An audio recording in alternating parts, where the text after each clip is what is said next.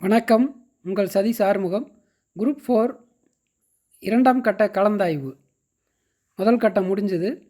இரண்டாவது கட்ட கலந்தாய்வு 3/1/2024 டிஎன்பிஎஸ்சி ஆஃபீஸில் நடக்க போகுதுங்க. யார் யாரை கூப்பிட்ருக்காங்க, இரண்டாம் கட்டத்துக்கு யார் யாரை கூப்பிட்ருக்காங்க அப்படின்னு பார்த்தோம் அப்படின்னா, ஒரு 2 லிஸ்ட்டு கொடுத்துருக்காங்க. முதல்ல ஒரு லிஸ்ட்டு, செகண்ட் ஒரு லிஸ்ட்டு. என்ன 2 லிஸ்ட்டு அப்படின்னு பார்த்தோம் அப்படின்னா, செகண்ட் இருக்கிற லிஸ்ட்டு டைரெக்டாக ஒரிஜினல்ஸ் வாங்கி பார்ப்பாங்க, வெரிஃபை பண்ணிட்டு கவுன்சிலிங்க்கு அலோவ் பண்ணிப்பாங்க.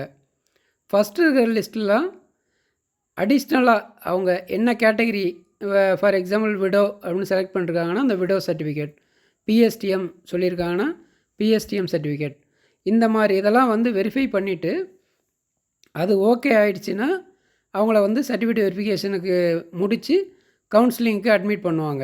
இது ப்ரொஃபஷ்னல்.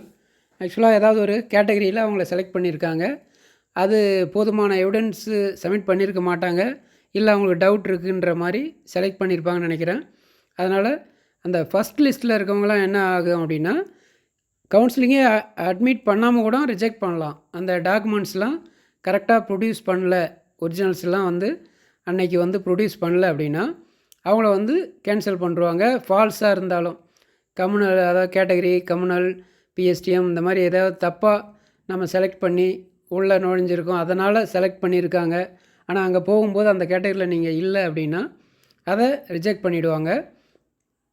அப்போ இதில் கரெக்டாக இருக்கிற பட்சத்தில் செகண்ட் கேட்டகரி மாதிரி டைரெக்டாக அடுத்தது டைரெக்டாக சர்டிஃபிகேட் வெரிஃபிகேஷன் முடிஞ்சிச்சின்னு சொல்லி கவுன்சிலிங்க்கு அட்மிட் பண்ணுவாங்க, அந்த வேக்கன்சி அந்த கேட்டகரியில் இருந்ததுன்னா.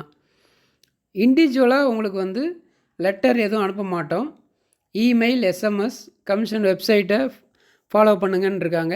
இதில் இருக்கிற நம்பர்லாம் உங்கள் ஓடிஆரில் ஓப்பன் பண்ணி பாருங்கள், இல்லை வெப்சைட்டில் அப்டேட் பார்த்துக்கிட்டே இருங்க. அதில் ரேங்க், வேக்கன்சி, பொசிஷன்ஸ் இந்த மாதிரி இதெல்லாம் ஓப்பனாக வெளியிடுறதுக்கு வாய்ப்பு இருக்குது.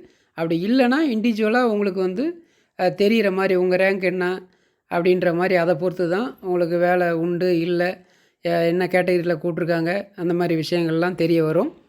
எனிஹவ் செகண்ட் ஃபேஸில் வேலை வாய்ப்பு பெற இருக்கும் அனைவருக்கும் வாழ்த்துக்கள்.